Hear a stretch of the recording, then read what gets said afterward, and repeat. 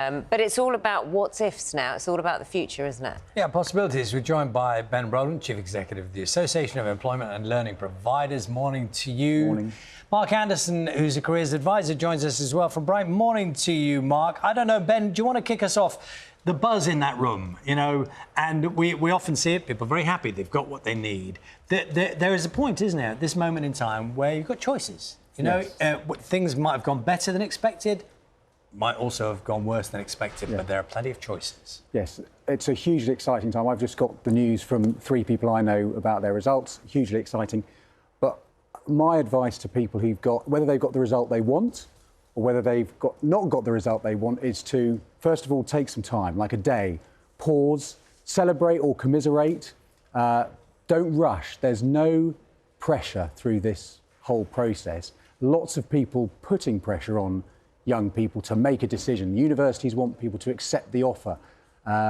Parents want their child to make a decision, so they're kind of clear of about what's going to happen next. But actually, young people who are watching should be thinking, what's going to be right for me? I don't want to make this as a decision perhaps for 3 years and beyond. Let me take my time. But if you're someone who's decided you want to go to university, for example, and you don't get the grade you want, shouldn't you just be part of that scramble to get into the university because everyone else is scrambling to get there? No.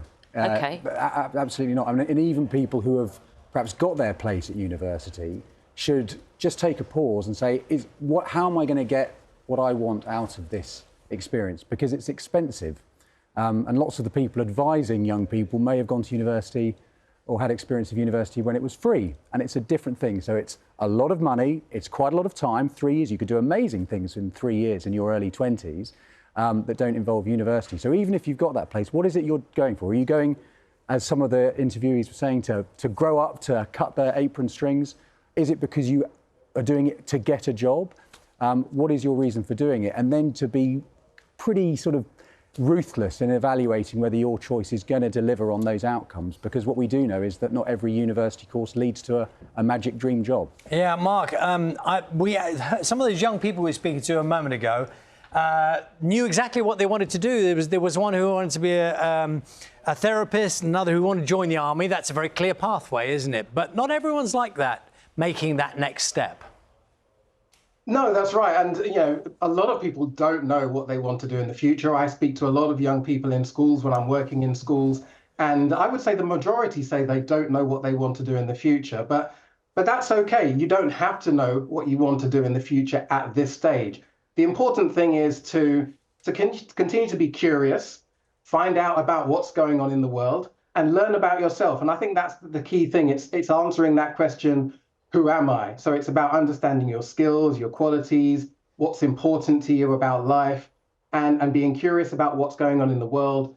And the clearer you are about who you are, the more you'll get to understand about what you can do in the future. But and from the practical point of view, it's important to be doing things like volunteering, getting some work experience, getting involved in extracurricular activities and so on. Even if you do go to university, these are the things that will help you to grow as a person, to help you to understand yourself, and it will also make your CV a lot more interesting. I suppose in a way, Mark, it's inevitable. It's A-level results day, so we're talking about academia. But there are plenty of people who want to work, or want to combine earning money with training. And that's, you know, why not do that? Definitely. There are lots of degree apprenticeships, so you don't have to go to university full-time to get a degree. You can do a degree apprenticeship where you spend 80% of your time in work, learning on the job, and then 20% of your time you go to university, you study like any other student, and then you can put your work experience into, you know, you can combine that with the studying.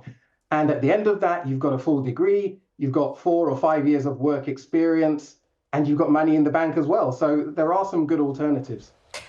We've asked our audience for questions and they've come through thick and fast. We'll get the couple out. This is Gabriel, who says, can I apply, and this is for you, Ben, can I apply through clearing without rejecting my insurance university, so their backup university? Yes, I mean, the answer is yes. Clearing is designed to enable people to take what they've got today and reassess their options. The most important thing on this is UCAS are ready and waiting. I know you had a segment from Dan in Cheltenham. I was speaking to them yesterday. They are ready and waiting to help people who have exactly these kind of questions. So it's part of that same advice, which is take a little break, speak to people, use those helplines. Don't be afraid to ask.